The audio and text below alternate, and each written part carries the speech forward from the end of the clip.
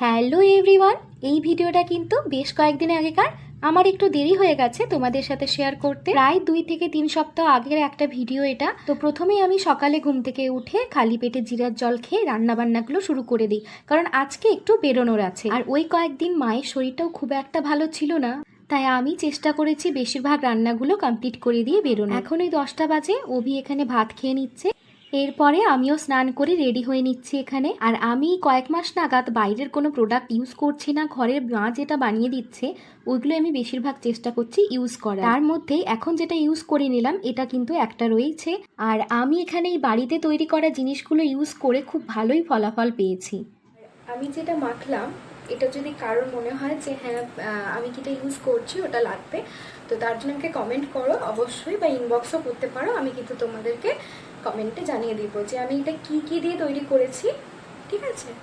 তো চলো, অনেকটাই প্রায় লেট হয়ে গেছে, বাকি যেটুকু রয়েছে ওইটুকু রেডি হয়ে বেরিয়ে যেতে হবে আমার। আর আজকে কিন্তু আমি পরেছি আমার শাশুড়ি মায়ের জামা। আর রেডি হতে হতে আমি তোমাদের সাথে কিছু কথা আমার শেয়ারও করে নিচ্ছি। তার আগে বলো তো কে কোথা থেকে আমার ভিডিওগুলো দেখছো, অবশ্যই কিন্তু কমেন্ট করে জানিও। আমি আগে যখন আমার বাপের বাড়িতে থাকতাম তখন কিন্তু আমি এক গ্লাস জলও গড়িয়ে খেতাম না, কিন্তু এখন দেখো, এখন আমি কিন্তু বাড়ির সমস্ত কাজ করে তারপরেও আমি নিজের জন্য একটা সময় বার করে থাকি। কারণ আমার মনে হয় কোথাও না কোথাও গিয়ে দিনের শেষে নিজের ভালো থাকাটা বা নিজেকে ভালো রাখাটাও কিন্তু খুবই ম্যাটার করে। আমিও কিন্তু কোনো এক সময় আমার লাইফটা থেকে আমি খুব ডিপ্রেসড হয়ে পড়েছিলাম, কিন্তু সত্যি বলতে কি একটা টাইমের পরে আমি নিজে রিয়েলাইজ করেছি যে এরমভাবে থাকলে আমি অন্তত নিজেকে ভালো রাখতে পারবো না। তাই আমি নতুন করে আবার সমস্ত কিছু শুরু করেছি।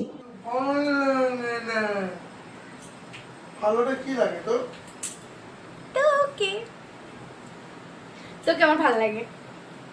I love you.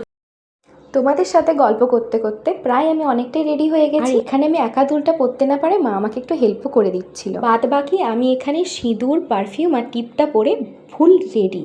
কেমন লাগলো ফুল লুকটা অবশ্যই কিন্তু তোমরা আমাকে কমেন্টে জানিও।